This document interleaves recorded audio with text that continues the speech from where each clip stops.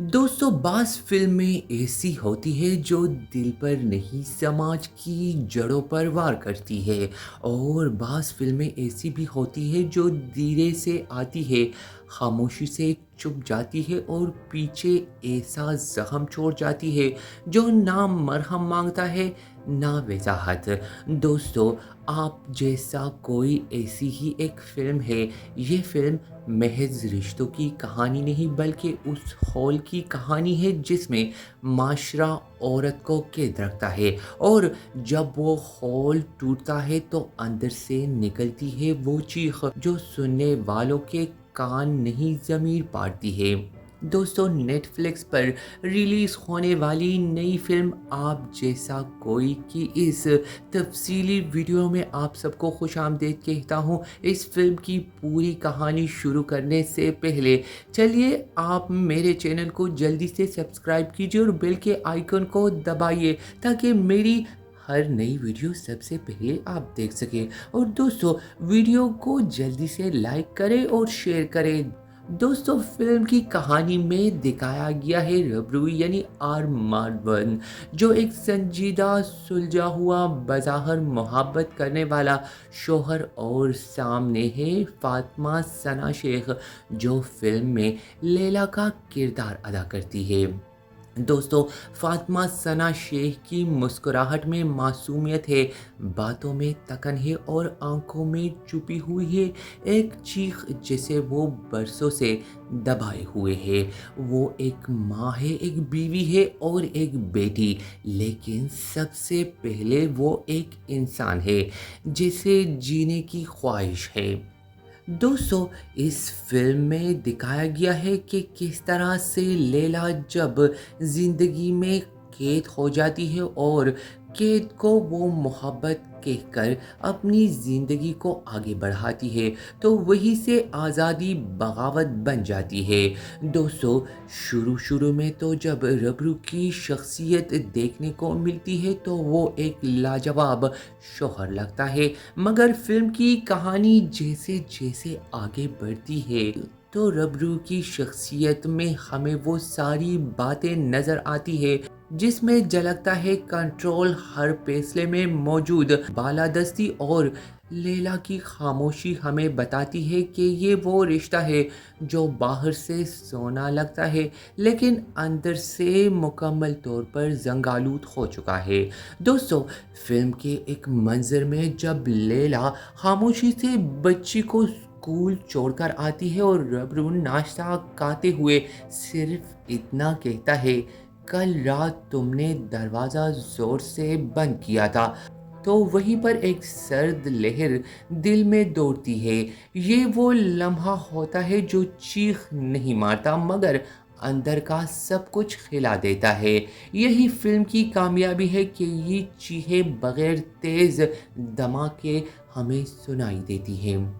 दोस्तों, आयुषा राजा जो फिल्म में लैला की माँ बनी है, उनका किरदार मुख्तसर है मगर बहुत ही जानदार और ताकतवर है। वो अपनी बेटी के दुख को समझती है लेकिन वो भी एक पुराने मिजाज और समाज में पली बड़ी है जहाँ बर्दाश्त करना ही अच्छे किरदार को माना जाता है।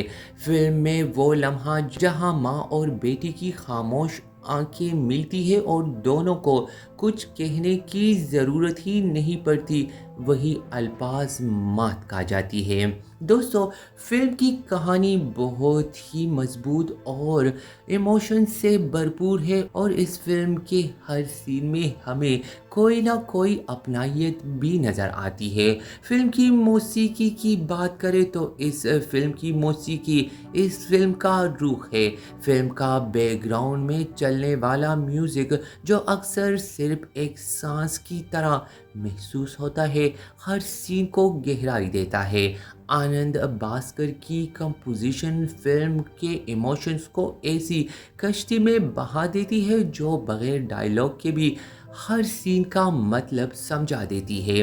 دوستو فلم کی ڈائریکشن کی بات کریں تو فلم کے ڈائریکٹر ویوک سونی نے تو کمال ہی کر دیا ہے، اور یہ کمال اس نے اپنے فلم میں اپنے کام سے دکھانے کی بھرپور کوشش کی ہے۔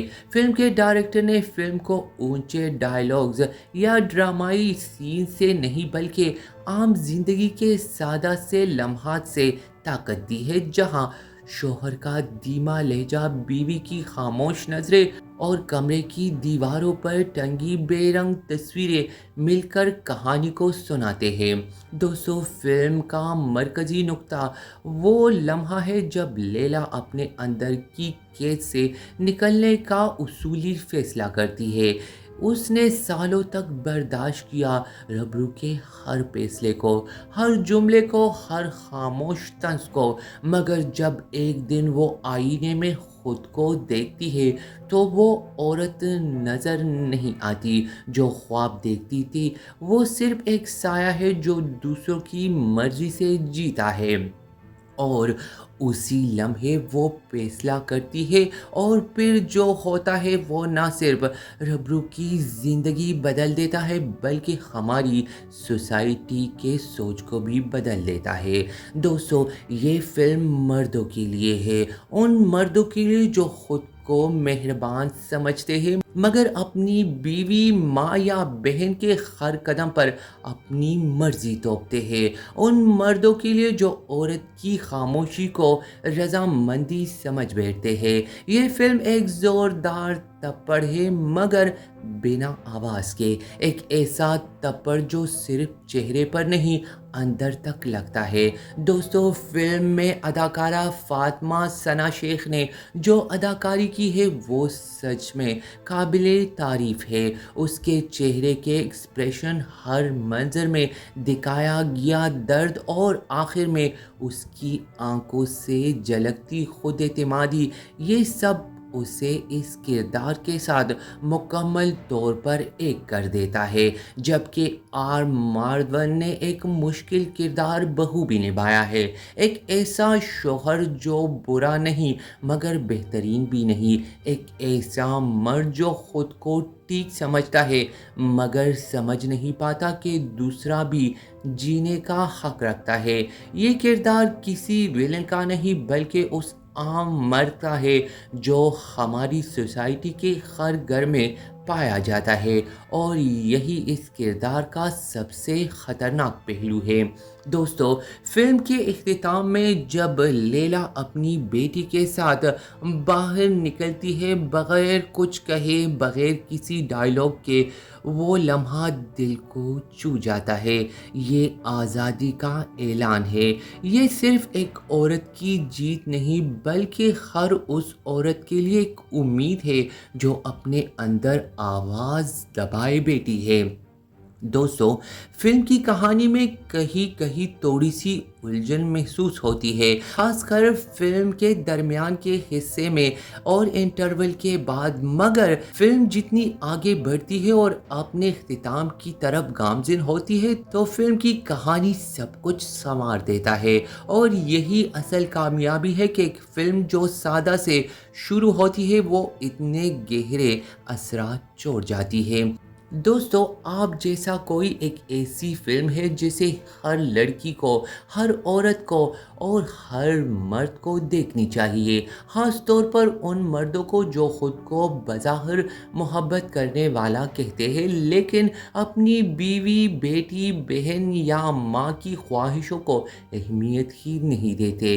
یہ فلم صرف محبت نہیں بلکہ ایک دوسرے کو بیلنس کرنا بھی سکھاتی ہے۔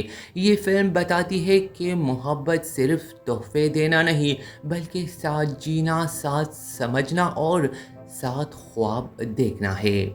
دوستو اگر آپ کو میری آج کی یہ ویڈیو پسند آئی ہو تو میں آپ سب سے ایک ہی ریکویسٹ کروں گا کہ جلدی سے ویڈیو کو لائک کریں، شیئر کریں اپنے دوستوں اور فیملیز کے ساتھ، اور کمنٹ میں مجھے بتائیے کہ فلم آپ جیسا کوئی آپ کو کیسی لگی، اور اگر ابھی تک آپ نے یہ فلم نہیں دیکھی تو دیکھیے، اور دیکھنے کے بعد آ کر مجھے بتائیے کہ آپ کو یہ فلم कैसी लगी। और दोस्तों मेरे चैनल को सब्सक्राइब कीजिए, बेल के आइकन को ज़रूर दबाइए ताकि अगली वीडियो आप तक बगैर ताख़ीर के पहुँचे।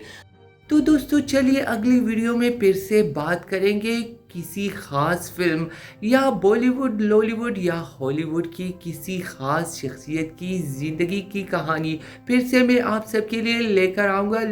लेकिन दोस्तों आप सबकी राय मेरे लिए सबसे अहम है। कमेंट बॉक्स में या फिर डीएम में मुझे बताइए कि आपको मेरी वीडियोस कैसी लगी।